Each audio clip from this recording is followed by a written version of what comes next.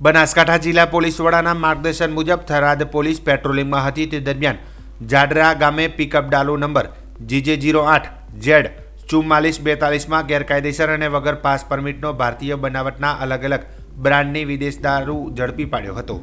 ઝડપી પાડેલા વિદેશી દારૂના જથ્થામાં કાચની બોટલો, બિયર ટીન નંગ 2345 કિંમત ₹2.55 લાખનો મુદ્દામાલ તથા પાયલોટિંગ કરનાર પિકઅપ ડાલો નંબર GJ02XX1639 સહિત કુલ મુદ્દામાલ કિંમત ₹6.65 લાખનો સમાવેશ થાય છે।